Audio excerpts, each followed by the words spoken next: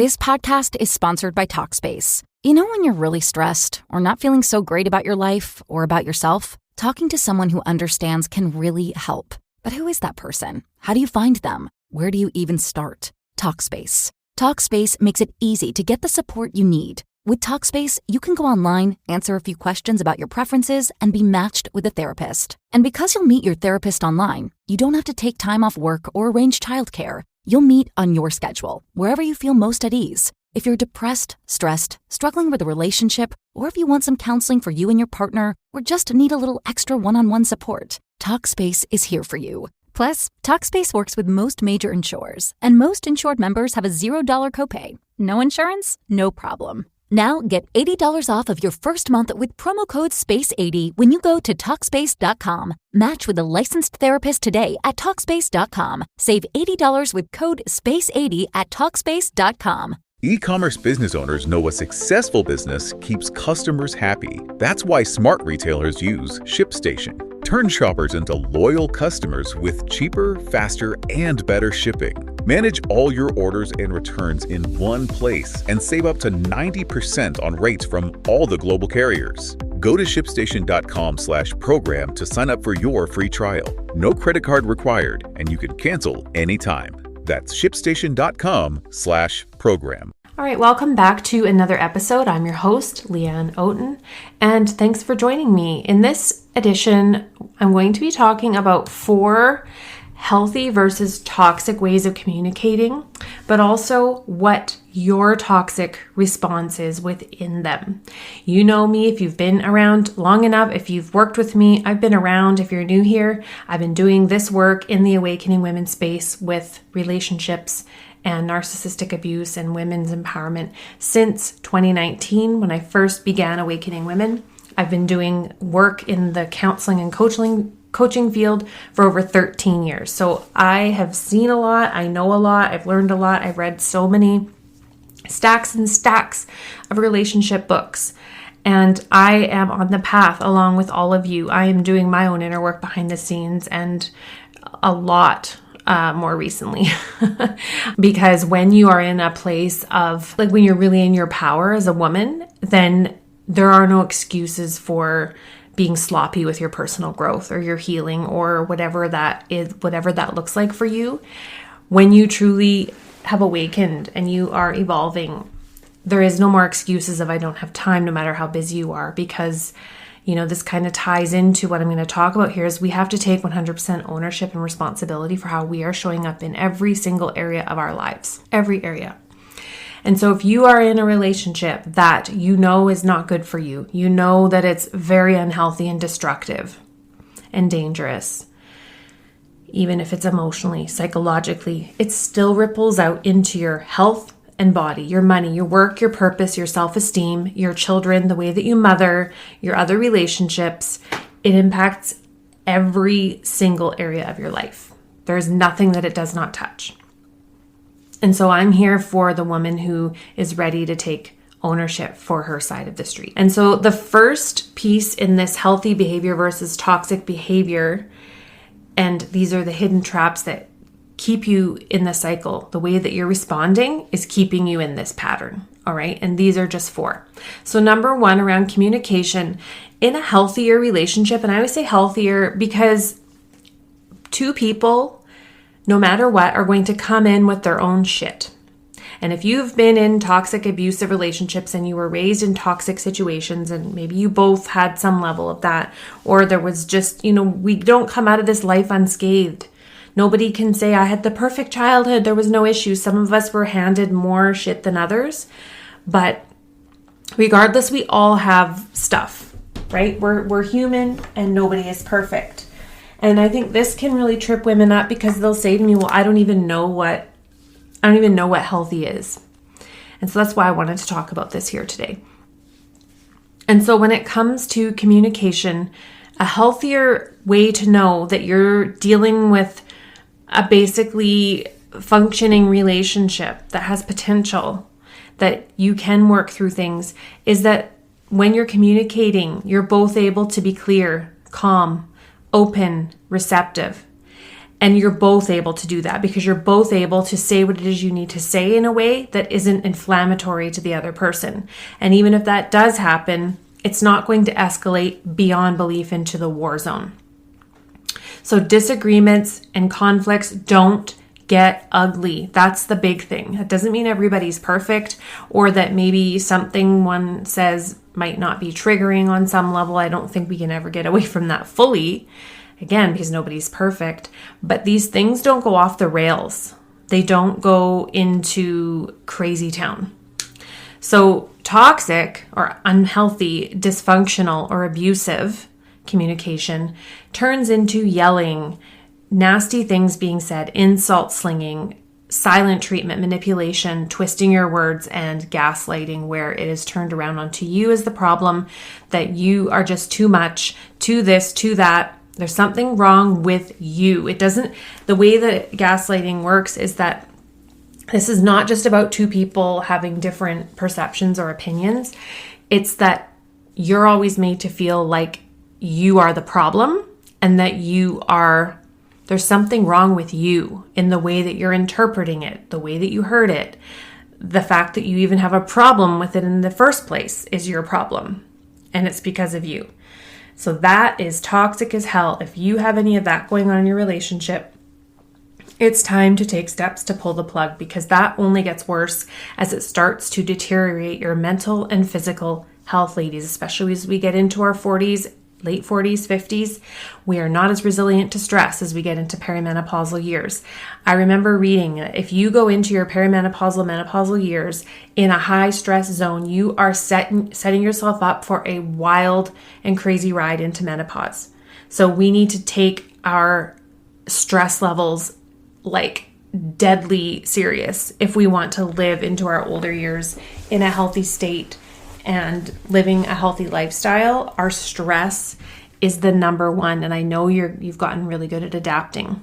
It's not what we want to be doing. You want to be looking at what are the stressors you need to be removing now so that you can transition into that phase of life. Maybe you're already in the midst of that, or you're on the other side of that. But regardless, the constant stress from this toxic communication will wear your body down, and you will start to see the effects of that. And so your toxic response, your maladaptive and dysfunctional response to this is that you tend to over-explain, or maybe you just go quiet, you shut down, you freeze, or you try to say it nicer. You make excuses for their behavior while you're minimizing your needs and your feelings. This is what happens in these relationships. This is where we have to be able to turn the light around on ourselves and say, is it really, am I in the wrong for having an issue with this behavior? And would they be okay if I was behaving in this way toward them? Instead, you're tiptoeing around. You're trying to say it nicer when they're the one that was maybe being an asshole to begin with. And you are trying to tiptoe and say it nicely as to not offend them or set them off. All right. This is how you are self-betraying. So in this, you're managing their feelings or their emotions or whatever state that you are trying to control. You're trying to control through this. You're trying to do that instead of honoring your own feelings, needs, experiences, and emotions. Number 2 is accountability. In a healthier dynamic, you will hear some wording around, I was wrong, I hear you, I'll work on that. There's going to be some level of that coming, and that doesn't mean after there's been 50 minutes of screaming. No, that means that is the general consensus that comes from the discussion, and that it actually is followed up by changed behavior. That's when you know you have a healthier dynamic, is that both people can say what they need to say about something they don't like or something else that they need, and the other person, because they care about you, they're going to do their best to meet that need if possible. And if they can't, then they will be very clear about the fact that they can't, but they will do it in a respectful way, or you renegotiate to figure out how that's going to work. But with toxic dynamics, you're going to hear things like, you're too sensitive, or I wouldn't have acted like this if you didn't do that, or I acted that way because of what you said. And so that right there is throwing the accountability back onto you. And then your response in that is that you start questioning your reality, and then you start apologizing, right? You're apologizing because you think, oh, I'm the fault for his outburst. Now he's all upset and mad and angry and hurt at what I said. And now I'm apologizing. That is highly manipulative and is very common in these types of relationships. So then you try to be even more perfect to avoid triggering him in the future. Number three is boundaries. And in a healthier relationship, your no or your desires are respected. They're not going to keep pushing you and pressuring you into doing things their way.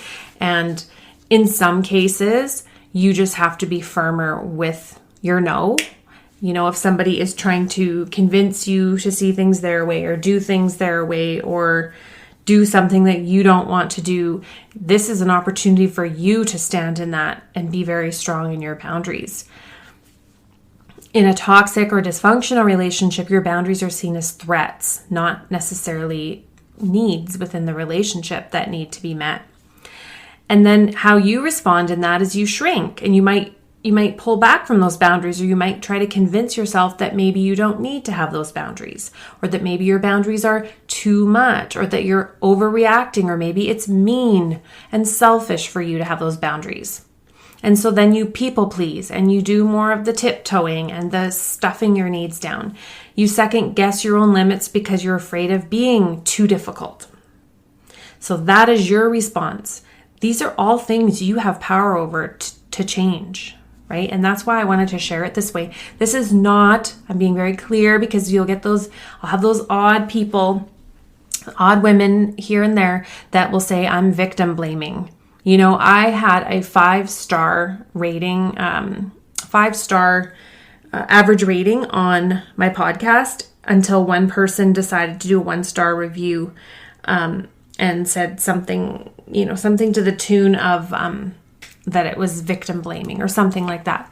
So I just want to be clear. Yes, there's going to be those women, because those are the women that are not ready to hear this. If you really think that I, as a woman that have walked through the freaking fires of hell through this stuff, is victim blaming anyone, then that's on you fully. If you are seeing this that way, you're just not ready for this work. And that is the truth. It's just an absolute truth, because we have to be able to see our part in everything we co-create in our lives. Everything we co-create, we have created through our past choices, frames of mind, thoughts, emotions, actions, inactions, decisions, our energy. We all have a way of moving through life. Where you are now is a culmination of everything you have done up until now. And so the only way to change that, to look back in a year or 2, 3, is to be able to look back and go, oh my gosh, wow, I've really changed a lot, is to start doing that now. But if you keep doing what you've been doing up until now, you're going to keep getting the same result. So I'm sharing this to give you a lifeline, to be able to look in the mirror. This isn't about blaming yourself for their behavior. Absolutely not. Both people are 100% responsible for their thoughts, feelings, emotions, energy, behavior, actions, and how they show up.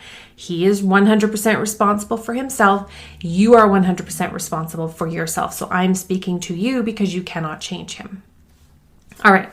The fourth and final I'm going to talk about here is conflict. So when there is conflict, or there's something that is not going well in the relationship, and you bring it up, or he gets to bring it up, and it's done in a respectful, calm, grounded way, a healthier response to that is that it's a chance to repair and reconnect. So when you have whatever this discussion is, or whatever this conflict happens, it brings you closer together and brings you on a more deeper level of understanding. Even if that means that maybe that the relationship isn't going to continue, right? But it's done in a respectful, calm way. There's no abuse. There's no raging. There's no yelling and slamming things and getting scary and intimidating. All right. So healthy in a relationship, if it's done right, can be a chance to repair and reconnect. In a toxic, dysfunctional dynamic, conflict is used as more of a weapon, or it's avoided until resentment poisons everything, because it becomes a place where you just can't go there. You can't bring anything up. And so it just builds and builds and builds and builds. And this is what is connected metaphysically to women's breasts, getting breast cancers, is repressed resentment over the years. Okay, so we need to be really mindful, ladies, about what we are holding in close to our chest, and we're not expressing, we're not moving it through, we're not owning it by writing it and doing invocations, doing clearings, doing energy clearings, being able to talk about it with not just anyone, not just venting, not just complaining, but to be able to voice it in a safe space with other powerful women who can hold space for you and help you get empowered around this. Okay, this isn't a means to just vent. And so in this, when you are getting to the point where you're afraid to bring anything up because it's used as a weapon and it turns into a shit show, your toxic response in that is that you just try to fix everything, or you might avoid addressing issues and convince yourself that it's okay. You just have to suck it up. You got to deal with it. You just got to not have that need, and just you keep shrinking and shrinking and shrinking and shrinking. And you're avoiding your absolute soul level truth to keep the peace. So remember that toxic behavior, and I'm saying toxic, it's abusive, it's dysfunctional, it's destructive, it's all of those things. When it is impacting your physical, mental, emotional health, that's when we are talking in the toxic, destructive behavioral realm, okay? So it's not just what's being done to you, it's about how you self-abandon to survive. You're in survival mode just to make it through the battleground of today. You know, you're in the battlefield, like what bombs are going to go off. You're constantly looking to see. So it's not that it's your fault. Again, I'm not here to blame you whatsoever. But, you know, we have to get to a place in our evolution where we recognize that it is 100% our responsibility to outgrow it, to evolve. And if you just want to stay stuck, waiting around, hoping it's going to get better, telling yourself it's going to get better, telling yourself it's going to change, or you're too afraid to do anything about it, then you're going to be in the same place next year, if not worse. Your health will deteriorate. It just gets worse, right? Because everything is energy. And the more you are spiraling down, the further down you will go if you keep on this trajectory. So if you're ready to do something about this, I invite you to join my masterclass, Should I Stay or Should I Go? 5 keys to making your decision from clarity and confidence without regret. The biggest thing that women tell me is that they have fear of regretting their decision. What if they regret leaving and it's the biggest mistake they made of their lives? What if they see that he's changing for another woman and maybe he was just on the cusp of being better for her and now she's seeing this and she's just living in her own personal hell? And believe me, I do get messages from women like that how can he be so nice to the other person? And so this is like the biggest question I think that women end up having is like, do they change when you leave for someone else? I don't think we need to really be asking ourselves those questions, because the fact of the matter is that they didn't change for you. The person that they had spent a good chunk of time with, perhaps had children with. And if you were not, valued enough for them to truly do the work, to do what they had to do to be better, then what makes you think they're going to go find someone else and their personality disordered brain is going to just rewire itself with no further work? I'll just leave it at that. People that act in these ways, it's very automatic, it's unconscious, it's how they see the world. They see the world very differently. So just like this is how I see it with politics. You have the left side and the right side. We'll just call it that. And the right side thinks the left side is a wingnut, and then the left side thinks the right side is a wingnut. And each side is coming at it and seeing everything from their own lens. The A side is not going to convince, the left side is not going to convince the right side to see anything different. You can see that when you see it on social media, and vice versa. So when you're trying to make a narcissistic, abusive, gaslighting man see the light in any other way, if you've been with him for years and decades, you may just beat your head against the brick wall and just keep doing it, because that's all you're going to get is a bloody forehead and scars and stain your clothes and all that. You're not going to come out of it unscathed if you continue with trying to get someone to see things from your perspective who is not capable. Now, when we're talking about politics, I don't bring my political views into any of my work because I just see enough of it online that I'm not interested in the kind of people that come at you. Like, I just don't even have the desire, the bandwidth, or care enough to post about it because of the types of things that people do online. It's not worth my peace, right? But even when it comes to that, I am honestly more of a middle of the road person. There are things that I think are a hell no, but most things, I will tell you, I am able to see both sides. I have that gift. I've always been like that. I've always been able to see kind of a little bit from here and a little bit from there. So I always have a balanced approach with how I see the world. And it's how I think I've gotten through all kinds of things in my lifetime. That doesn't mean that you're trying to, so this is where it can go wrong for us. If you can resonate with this and you're like, I know so much psychology and personal growth that I can see why people do what they do. Then you do this with these narcissistic, abusive gaslighters. Oh, I think he does this because of his past or his mother or this or that trauma or this or that. And so then you're this gift that actually can be quite a lovely thing to have, that ability, can become to your detriment, because then you're doing it toward people that are harming you. And you don't want to be like, oh, I can see their point why they're abusive. So we have to really get to a place where we're not taking any shit, and it doesn't matter why someone's doing it. There are people who have been through and walked through hell in their life and experienced awful things, and they're not going around taking it out on other people. They're not going around inflicting trauma on other people. So we have to each own how we're showing up in the world, and then recognize that, yes, karma does play a role. I do believe that. I do believe things come to us through actions and energy states that we have been in leading up to the present. And so the only way to shift this is to start changing who you're being starting now, today. All right, that's what I have for you in this episode, and I'll chat with you in the next one. Bye for now.